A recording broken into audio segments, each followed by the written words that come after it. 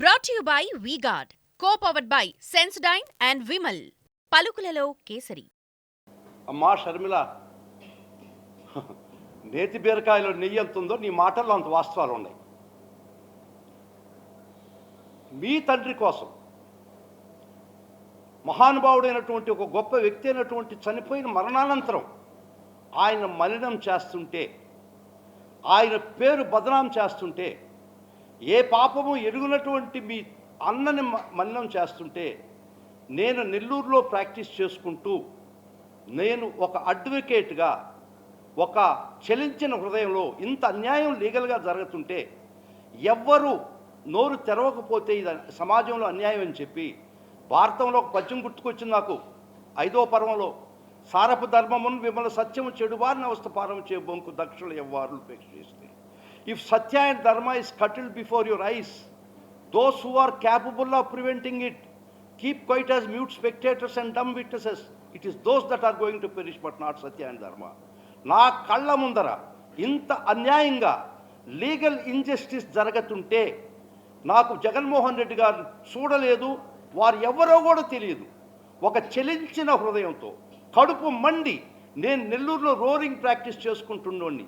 ఇది అన్యాయము, అక్రమము, ఈ విధమైనటువంటి కేసు ఫాల్స్ కేసు అని నా మనసు చెలించి, మీకు బంధుత్వాలు నాకు ఆత్మబంధువులు గారు, మీరు రక్త బంధువులు కూడా కాదు, ఒక అన్యాయాన్ని అరికట్టడానికి నేను ఒక కేసు వేయడం జరిగింది.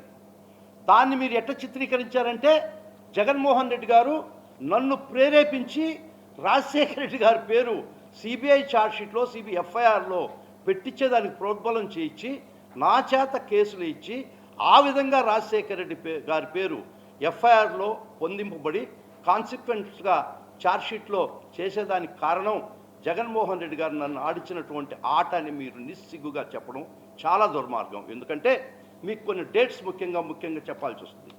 2010లో కాంగ్రెస్ సంబంధం లేదు, సిబిఐకి సంబంధం లేదని మీరు చెప్పారు. ఇప్పుడు నేను చెప్పిన తర్వాత మీరు ఏం ఆలోచిస్తారో చెప్పండి, జవాబు చెప్పండి నాకు. 2010లో మీ కాంగ్రెస్ ఎమ్మెల్యే శంకర్ రావు హైకోర్టుకు ఒక లెటర్ రాశాడు. రాజశేఖర్ రెడ్డి గారి మీద అలిగేషన్స్ పెడుతూ రాజశేఖర్ రెడ్డి గారే ప్రజాస్వామ్యం దోచినాడని చెప్పి మీ కాంగ్రెస్ ఎమ్మెల్యే శంకర్ రావు హైకోర్టుకు లెటర్ రాయడం జరిగింది. 2011లో కూడా మళ్ళీ ఇంకొక లెటర్ రాయడం జరిగింది. Dates are more important.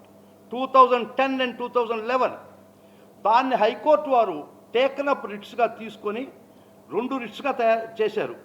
794 of 2011 and 1 more writ. ఈ 2 రిట్లు టేకన్ అప్ ఫైల్ తీసుకొని విచారణ మొదలుపెట్టేటప్పటికి తెలుగుదేశం పార్టీకి సంబంధించినటువంటి ఎర్రం నాయుడు ఇదే allegations, more or less same అలిగేషన్స్తో ఇంకొక రిట్ పిటిషన్ వేయడం జరిగింది. ఇక్కడ 2 గ్రూపులు, ఈ గౌరవనీయులైన మహానుభావుడైనటువంటి రాజశేఖర రెడ్డి గారి మీద, జగన్మోహన్ రెడ్డి గారి మీద 2 శక్తులు.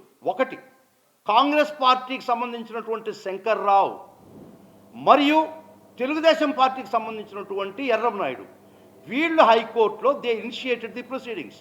Brought to you by V-Guard, co-powered by Sensodyne and Vimal. పలుకులలో కేసరి.